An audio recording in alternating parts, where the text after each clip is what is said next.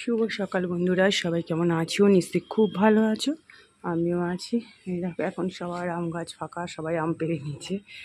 আর কালকে তো বৃষ্টি হয়েছে, এখনও জল জল ছাদে। কিন্তু সূর্য মামার তেজ দেখো সকালবেলায়। কালকেও ঠিক এরকম তেজ ছিল। উফ, তারপরে যে কোথা থেকে আসলো।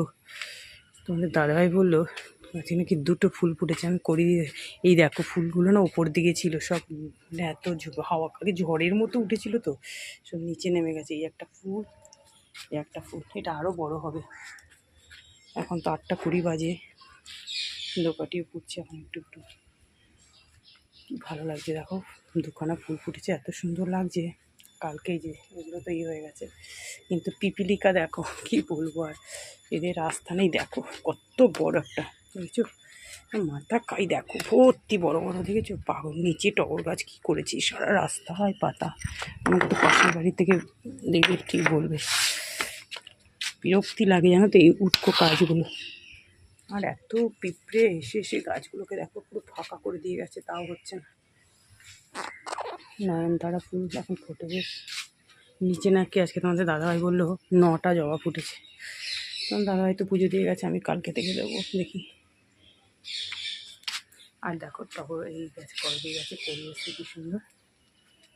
তোমাদেরকে রোজই দেখাই ফুল ফুটকে, মানে কড়ি থেকে দেখাই তোমাদেরকে। চলো চলে যাই, প্রচুর কাজ আছে। ফার্স্টে এখন সিঙ্কি অনেক বাসন পড়ে আছে, সেগুলো মাজতে হবে। চলো সূর্য মামাকে দেখে বাই বাই করে নিচে যাই। ছাদ থেকে নেমে এসেই তারপরে ঘর ঝাড় দিতে শুরু করে দিলাম। আর কীরকম রোদ পড়েছে বুঝতেই পারছো, মানে ঘর পুরো আলো হয়ে গেছে। দরজাটা খোলা রয়েছে, ওদিকে জানালাও খোলা রয়েছে।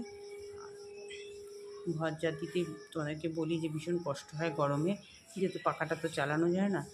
মানে এত গরম, সকালের দিকেই এত গরম লাগছে। আবার জানি না বেলার দিকে বৃষ্টি হবে কি হবে না, মনে তো হচ্ছে, আবার বলাও যায় না। সেদিনকে কালকে যেমন অত রোদের মধ্যে আবার বৃষ্টি হয়ে গেল, ওই জন্য বিশ্বাস নেই আবার কখন কি হবে। তবে এখন প্রচণ্ড গরম করছে। আর এখন না আষাঢ় মাস কি জ্যৈষ্ঠ মাস কোনটা কি মাস বোঝা বড় দায়। মানে সারা বছরে দেখবে গরমটাই বেশি থাকে, বিশেষ করে আমাদের ওয়েস্ট বেঙ্গল সারা বছর গরম। মানে আর যখন অবশ্য একটু ঠান্ডা পড়বে তখন আমরা আবার পাগল হয়ে যাই, তাই না? সিঙ্কে জল ঘাটতে কষ্ট হয়, বাপরে বাপ, তখন তো দারুণ সকালে কষ্ট হয়। বিশেষ করে যারা সকালের দিকে রান্নাঘরে আসতে হয়, যে আমাকে যেমন সকাল 5:30টায় রান্নাঘরে আসতে হয়, খুব কষ্ট। যাই হোক দেখো, এবার ঘরটাও মুছে নিয়েছি জানো তো। ঘর আজকে অন্য আর কাজে হাত দিইনি, তো এই জন্য ঘরটা মুছে নিয়েছি, যেহেতু ঝাড়া পোছা মানে জিনিসপত্র কিছু মোছামুছির কাজগুলো করিনি। আবার কদিন বাদ থেকে শুরু হবে। এই যে দেখো চাল কুমড়োটা পোটা ছিল, আর একটু কুটে রাখলে না সুবিধা হয়। চিংড়ি মাছ দিয়ে চাল কুমড়ো ঘন্ট, নুন হলুদ একটু সামান্য জিরের গুঁড়ো আর কাঁচা লঙ্কা, বাস। আর নামানোর আগে 2-1টা চিনির দানা, এই যে দিয়ে ভালো করে নেড়েছি। এবার ঢাকা দিয়ে দেবো, গ্যাসটা সিম করে দেবো। এদিকে দেখো একটু করলা একটু চচ্চড়ির মতো করে নিচ্ছি, অল্প তেল দিয়ে করার চেষ্টা করছি। একদম অল্প তেল দিয়েই করেছি এটা। আর মাঝখানে সিটগুলো তো আমরা খাই না, তোমাদের বলি। এই দেখো ঘর তখন অল্প একটু মোছা হয়েছিল, মানে পুরোটা মোছা হয়নি, ডাইনিং টেবিল বাকি ছিল। এই চাল কুমড়োটা বসিয়ে দিয়ে আর পুরোটা মুছে ফেলেছি। আর ভিডিও করিনি, আর গরমে আর ইচ্ছা করছে না জানো তো এদিক ওদিক ফোন রেখে ভিডিও করা। আমাদের দাদাভাই অফিস থেকে আসার সময় চিকেন নিয়ে এসেছিলো। আসলে যদি সকালে বৃষ্টি হয়, যে কালকে ওরকম বৃষ্টি হয়েছিল, তো ওই জন্য ভেবেছিল, ওই জন্য আবার যদি সকালে আনতে যেতে ঝামেলার জন্য নিয়ে এসছে। আমাকে ফোন করলো, না ঠিক আছে নিয়ে আসো, দোকান খোলা থাকলে। সামনেই দোকান খোলা ছিল, তা আমি রেখে দিয়েছিলাম। এনেছি ওই যেমন এনেছি তেমনি বাটি করে ডিপ ফ্রিজে রেখে দিয়েছি।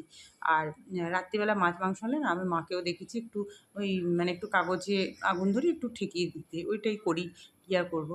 তারপরে দেখো এই যে ম্যারিনেট করে রেখে দিয়েছিলাম, এই যে দেখো বসিয়ে দিলাম। রসুন একটু থেতে করে করে যেরকম করে করে ওটা ঢাকা দিয়ে এবার চাপা দিয়ে দিলাম। চিকেনটা একটু মজে যাক, পেঁয়াজ টেয়াজগুলো সব। আর আমি সমস্ত কিছু ম্যারিনেট করি, রান্না করি। ওই আলাদা পেঁয়াজ ভেজে সেজে মাংসেতে অতটা দরকার হয় না, এরকমভাবে মেখেই রান্না করলেই হয়ে যায়।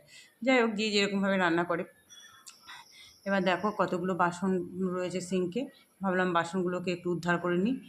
কারণ তোমরা তো জানো যে বাসন জমে থাকলে আমারই কষ্ট, আর আমি জমতে দিও না গো। কারণ অত বাসন একেবারে হয়ে গেলে মাজতেও খুব অসুবিধা, আর আমার ভালোও লাগে না। তারপর লাস্টে যখন একটু কড়া টড়াগুলো, শুধু কড়াটা আবার গ্যাসেরগুলো থাকলে না, দেখবে এটা কড়াটা একটু মানে মাজে যায়। অনেক বাসন এক হয়ে গেলে না, তখন আর বাপরে বাপ ওই বাসন মাজবো না কড়া মাজবো, খুবই হয়ে যায়। ওই জন্য যতটা পারি করে নিই। আর এতক্ষণ ধৈর্য ধরে যে সমস্ত বন্ধুরা আমার ভিডিও দেখছো, তোমাদের সবাইকে জানাচ্ছি অনেক অনেক ভালোবাসা। যারা পুরনো বন্ধু আছো, যারা তারা তো অলরেডি সাবস্ক্রাইব করে দিয়েছো। আর যদি কোনো নতুন বন্ধু এসে থাকো আমার ভিডিওতে, তাহলে প্লিজ শুধু ভিডিও দেখে চলে যেও না, একটু নিজের মনে করে একটু সাবস্ক্রাইব করে চলে যেও।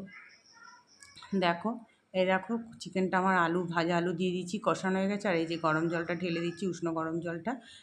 যতটুকু মানে গ্রেভি দরকার হবে ততটুকুই করছি। যেহেতু চাল কুমড়োর তরকারিটা অনেকটা হয়েছে, আর করলা ভাজাও আছে, মোটামুটি গ্রেভি থাকলেই হবে। তোমাদের দাদা হয়তো রাতে এসে খাবে। আর আমার এরকম চিকেনের গ্রেভির সাথে না লেবু দিয়ে খেতে দারুণ লাগে। এই দেখো চিকেনটা আমার রেডি। আর ঘরে তৈরি গরম মশলাটার মানে গন্ধটা এত সুন্দর না, কি বলবো, যেহেতু নিজে মানে তৈরি করেছি।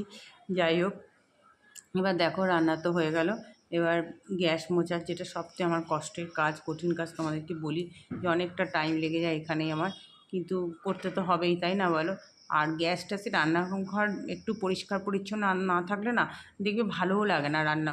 পরে যখন আমি খেতে আসবো দুপুরবেলা, যদি দেখি এখানে নোংরা ওখানে নোংরা, সেটা কি ভালো লাগবে বলো? যখন দুপুরবেলা আসবো একদম ফ্রেশ হয়ে, যখন পুজো টুজো দিয়ে দেখবো পরিষ্কার পরিচ্ছন্ন, দেখবে খেতেও তখন বেশ ভালো লাগবে। আর যদি দেখি, আমি অনেককেই দেখেছি জানো তো, গ্যাস ট্যাস সব পড়ে আছে, দুপুরে ভাত খাওয়া হয়ে গেল, পরে মুছবে, সন্ধেবেলায় নাকি গ্যাস মুছবে বিকেল। আমার ওগুলো বিশ্বাস করো বন্ধুরা, আমার একদম ভালো লাগে না। আমি স্নানের আগে এই সমস্ত যত পারি কাজ করিনি। স্নান করার পর আমি পুজো করব, আমি একটু ফ্রেশ থাকবো তখন, কারণ সারাদিন কাজ করতে কারোর ভালো লাগে না। আর আমি না দুপুরবেলা খেয়ে দেও, তখন তো আর কড়া ঠড়া থাকে না, সে তো সব আগেই মাজা হয়ে যায়।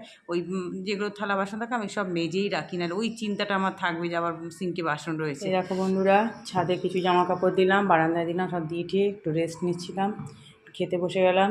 এই যে করলা ভাজা আর চিংড়ি মাছ দিয়ে চাল কুমড়ো ঘন্ট, আর রয়েছে আলু দিয়ে চিকেন। চিকেনটা কিন্তু কষাই হয়ে গেছে জানো তো, তখন একটু গ্রেভি রাখলাম না, পুরো টেনেই গেছে। আর টক মিষ্টি দই, যেটা খেতে ভীষণ ভালো লাগে। চলো, আর দইটা দেখো কত সুন্দর জমেছিল। চলো খেয়ে নিই এখন। সন্ধে হতে আবার কিচেনে চলে আসলাম। সারাদিন যে কতবার কিচেনে আসতে হয় কি বলবো। এই দেখো একটু গাছের থেকে একটা টবের মধ্যে কারি পাতা ছিল, সে একটু কালো জিরে ফোড়ন দিয়েছি, একটু কারি পাতা দিয়েছি। আর কুচো নিমকি ছিল ঘরে, বাদামও ছিল, সব দিয়ে চিড়ে অল্প সামান্য তেল দিয়ে করেছি। এত ভালো হয়েছিল না চিড়ে ভাজাটা, মানে একদম মুচমুচে দারুণ হয়েছিল চিড়ে ভাজাটা খেতে। এরকম চিড়ে ভাজা কিন্তু সন্ধ্যের সময় টিফিনের জন্য কিন্তু দারুণ লাগে। চলো আজকে চিড়ে ভাজা দেখতে দেখতে এই ভিডিওটা এন্ড করছি। সবাই ভালো থেকো, সুস্থ থেকো, টাটা।